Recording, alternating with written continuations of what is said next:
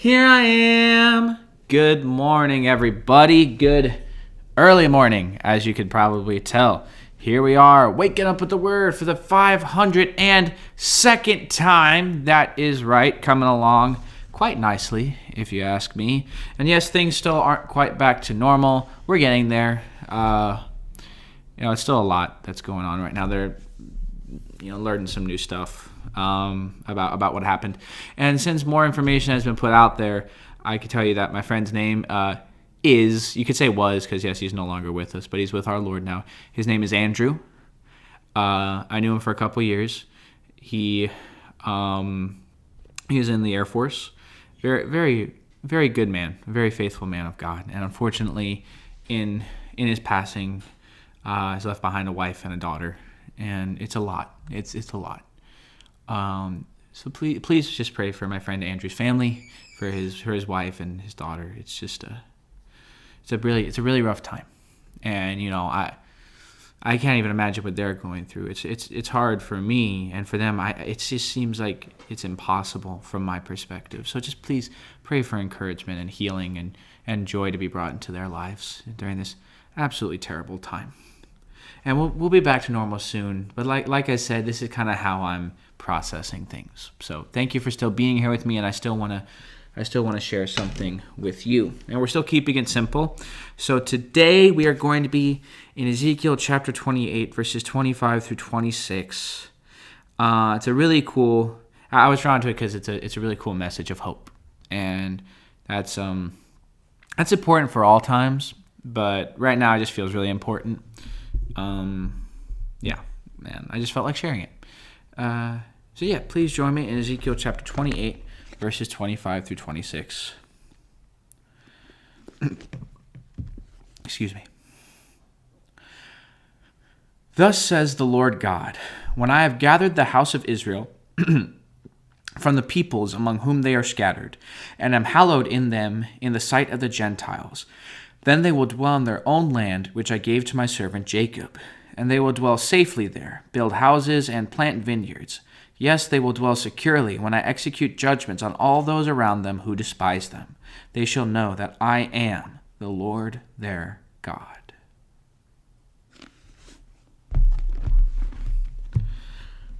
For a number of books now, we have seen Israel at their lowest possible point.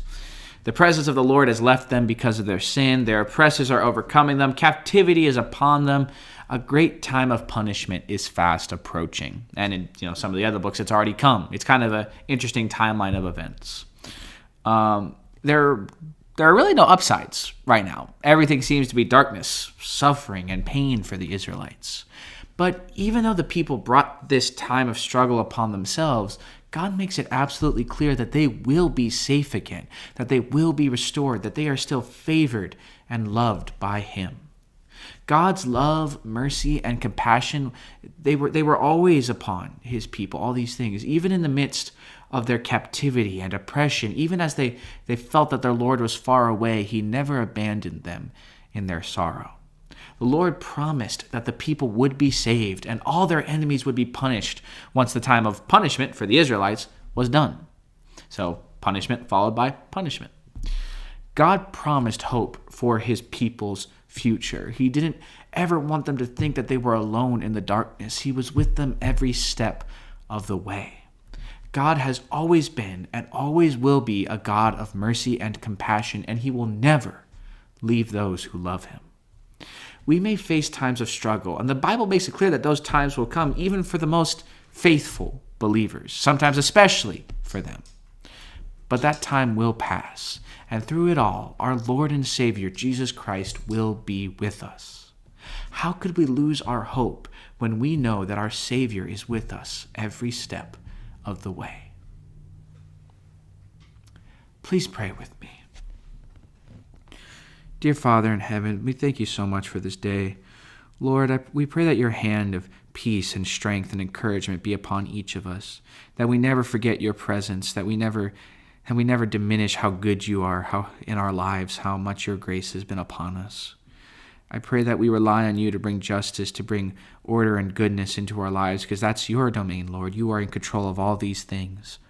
I pray that we never forget that you are with us, that you take each step with us, that you go before and behind us, and that you will never, ever abandon us. Thank you, Lord. In Jesus' name I pray. Amen. All right, there you have it. 502 episodes of Waking Up with the Word. That is pretty amazing. And yes, I thank you for your patience in this time. Things will be back to normal at a point. Just, we'll get there. Don't worry. And just please continual prayer for Andrew's family. Such a terrible thing to go through. Such an unimaginable thing to go through. If you've had an experience like that, or if just something tragic like that, God be with you. I'm so sorry, and I can't imagine what it's been like for you, and I pray for you too. And really, that's the whole point. We all take care of each other, right? That's the goal always. Please comment below if you want to talk about this or anything else in Scripture. We will work through it together. Be sure to like, share, subscribe, click the notification bell. Keep working on Psalm chapter 23, verses 3 through 4.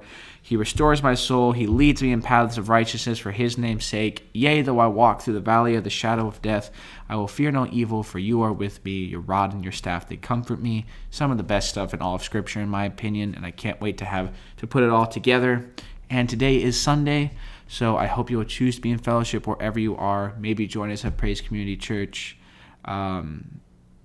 I know I don't have my usual gusto. I apologize, but that's where I am right now. And I hope you will not forsake the assembling of ourselves together this Sunday, which is today. God bless you all, and have a blessed and wonderful day.